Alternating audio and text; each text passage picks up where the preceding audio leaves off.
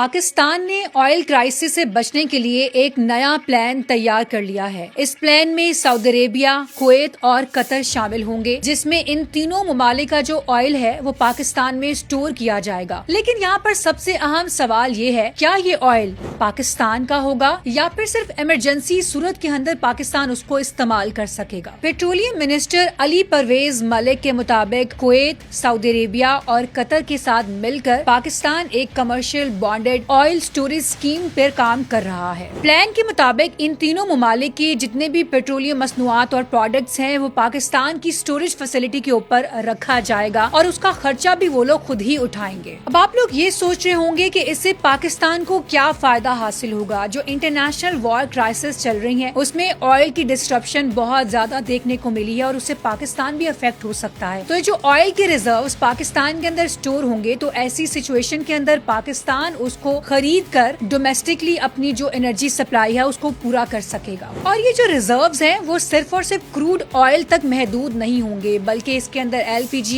LNG، jet fuel, fuel oil, high speed diesel, تمام تر petroleum مصنوعات جو ہیں وہ اس میں شامل ہوں گے۔ یہ تمام تر آئل کے جو ریزروز ہیں وہ اسٹور کیے جائیں گے کراچی پورٹ پر، پورٹ قاسم، ہب، کیماری اور محمود کوٹ جیسی لوکیشنز کے اوپر ان آئل ریزروز کو اسٹور کیا جائے گا۔ آپ لوگ یہ بھی سوچ رہے ہوں گے کہ آخرکار یہ پلان اتنا زیادہ امپورٹنٹ کیسے ہو گیا؟ جو ابھی ریسنٹلی وار سچویشن چلی ہے اس میں آئل ڈسرپشن جو ہے مڈل ایسٹ کی طرف سے جو ہوتی رہی، اس میں پاکستان نے یہ چیز ریئلائز کر لی ہے کہ صرف اور صرف آئل کو خریدنا کہاں سے یہ امپورٹنٹ نہیں ہے، بلکہ اپنے پاس آئل کے ریزرو اسٹوریج میں موجود ہونا بھی بہت زیادہ ضروری ہو چکا ہے، کیونکہ پاکستان کی جو آئل سپلائی ہے وہ ڈائریکٹلی گلف ریجن سے ہی آتی ہے۔ تو اگر اس ریجن کے اندر کسی بھی قسم کی کوئی بھی ڈسرپشن آتی ہے روٹس میں یا پھر وار کرائسس پیدا ہوتے ہیں تو اس کا ڈائریکٹ امپیکٹ پاکستان کے اوپر پڑتا ہے۔ یعنی گورنمنٹ کا ایجنڈا اب صرف یہ نہیں ہے کہ آئل کہاں سے خریدنا ہے، بلکہ ایمرجنسی کے اندر آئل کو اویلیبل رکھنا ان کا مین ایجنڈا ہے۔ یہاں پر ایک اور چیز جو بہت زیادہ امپورٹنٹ ہے وہ یہ ہے کہ ایمرجنسی سچویشن کے اندر پاکستان کو جو آئل اس وقت پرچیز کرنا ہوگا کیا وہ سیم مارکیٹ پرائس کے اوپر ملے گا یا پھر اس کے لیے کوئی نئے اسپیشل ارینجمنٹس پاکستان کے لیے ہوں گے؟ اب پاکستان اپنی انرجی سیکورٹی کے لیے جو بھی پلانز تیار کر رہا ہے کیا وہ اس کے لیے گیم چینجر ثابت ہوگا؟ کچھ بھی کہنا قبل از وقت ہے، کیونکہ یہ تو وقت ہی بتائے گا۔ آپ لوگوں کی اس بارے میں کیا ٹیک ہے؟ کامنٹ سیکشن میں اپنی رائے ضرور دیجیے گا۔